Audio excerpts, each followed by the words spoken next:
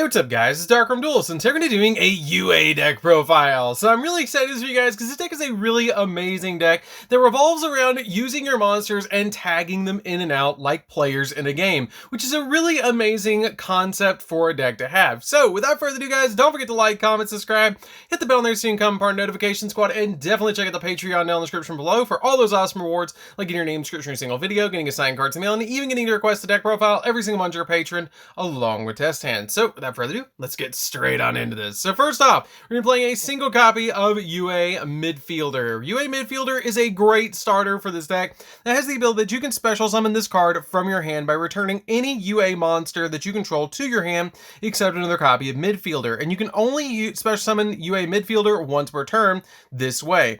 And then during either player's turn, you can target one other UA monster that you control, return that face-up monster to your hand, and then special summon another UA monster from your hand with a different name from that monster. Now, a lot of your monsters in this deck have that ability that they can tag in and out with one another depending on what you need for different situations, which is a really cool concept. We then play 3 copies of UA Libro Spiker. This card is a really good 3 of in here. It's one of the best starters of the deck besides Midfielder, but this card is arguably better than Midfielder, but it has a really neat effect. Now, what this card does is you can special summon this card from your hand by returning any of your UA monsters that you control to your hand, and then you can only special summon this card once per turn this way, and then during your opponent's main phase quick effect, you can shuffle one level 5 or higher UA monster from your hand into the deck, and if you do, special summon a UA monster from the deck with a different name, and then return this card to your hand, which is really good because it gives you access to every single one of your UA monsters that you need.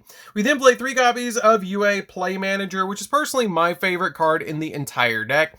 This card is a really neat card because if you can normal summon or special summon a UA monster, except during the damage step, you can special summon this card from your hand, and if this card is special summon, you get to activate one of these 2 effects. Either target a card on the field and destroy it, or negate the effects of all face-up monsters on the field until the end phase, except UA monsters, which is pretty good to be able to just negate all the cards or pop a card. This card is great as a 3 of, and I really like it because it works really well with the deck because it's also a high level UA that can special summon itself out really easily. We then play 2 copies of UA Perfect Ace. Perfect Ace is a pretty neat 2 of in this deck because this card has the ability you can special summon this card from your hand by returning any UA monster that you control to your hand, and it also has the ability that once per turn during your opponent's turn, when a card or effect is activated, you can discard any card from your hand, negate the activation, and if you do, destroy the card. And it's a quick effect which is helpful in the deck to have basically a walking negation that has 2500 defense that you can tag out and put it on your side of the field.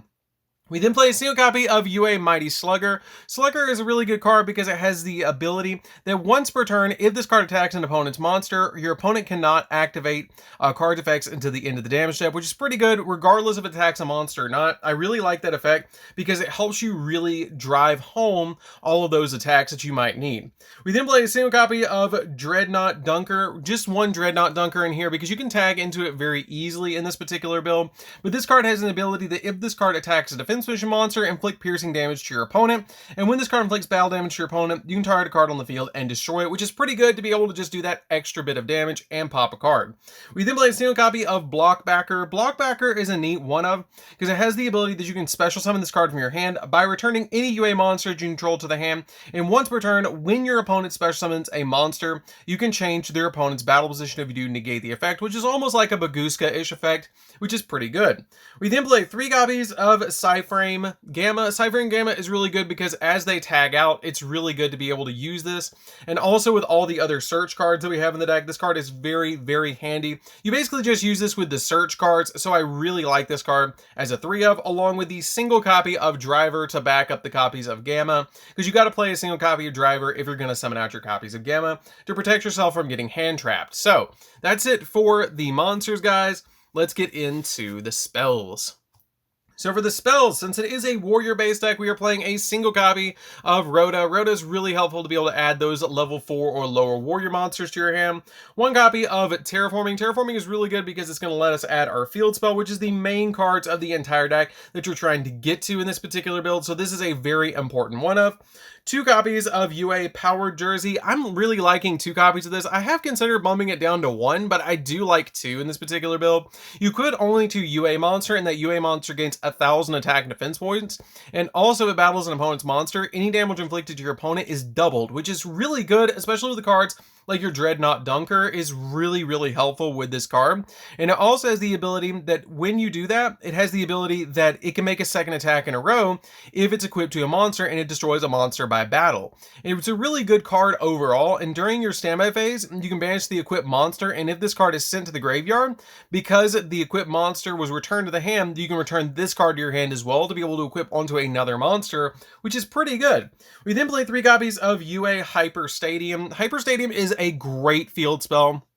It's also treated as an FA card, but when this card is activated, you can add any UA or FA monster from your deck to your hand, or a UA Stadium from your deck to your hand, which is pretty good. And you can reveal any field spell in your hand and pay 1,000 life points, and you can normal summon a UA or an FA monster during your main phase this turn in addition to your normal summoner set. This deck is very vulnerable in its normal summon, so this is very helpful to be able to get that additional normal summon in case your opponent blocks it.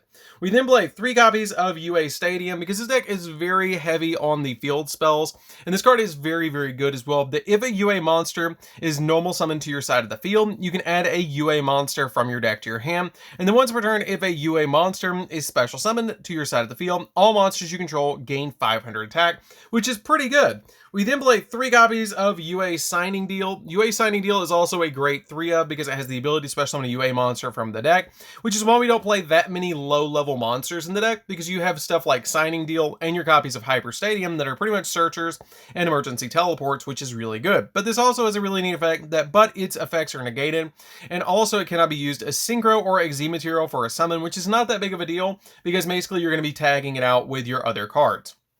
Then you lose life points equal to the level of the monster that you special summon, times 300, which is not that big of a deal for this deck, especially when you might only be special summoning a level 4 from the deck, like a copy of Midfielder, and taking 1,200 points. We then play 3 copies of Pot of Extravagance. Pot of Extravagance is a very neat card in this deck because you don't really care about the extra deck, so this card is a super good card to play in this deck to give you pretty much an additional draw. We then play 3 copies of Foolish Burial Goods because Foolish Burial Goods lets us send the exact spell or trap we need to the graveyard when we need it, which we're going to get into in just a second. So that's it for the spells, guys. Let's get into the traps. So for the traps, we're going to be playing 2 copies of UA Penalty Box.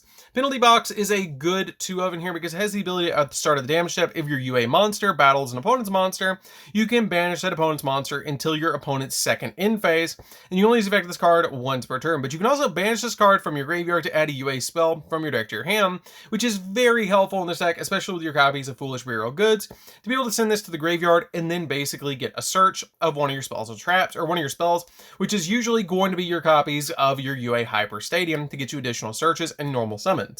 We then play 3 copies of Infinite Impermanence to round out the traps in this deck. You could definitely change these out if you want to for a more budget option to make this deck even more budget, like copies of Effect Veiler if you want to play that, or copies of for a Chalice.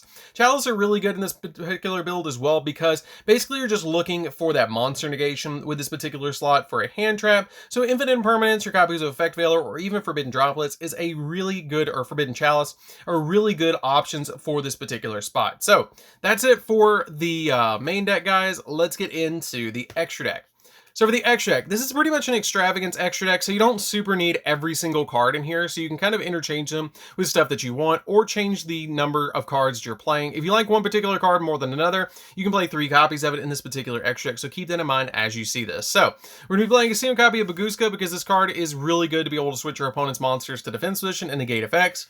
1 copy of Tornado Dragon because it can pop spells or traps. 1 copy of number 82, Heartland Draco. Heartland Draco is really neat because this card can attack your opponent directly, and it's really easy to make cards like Zeus if you do want to play that card in this deck.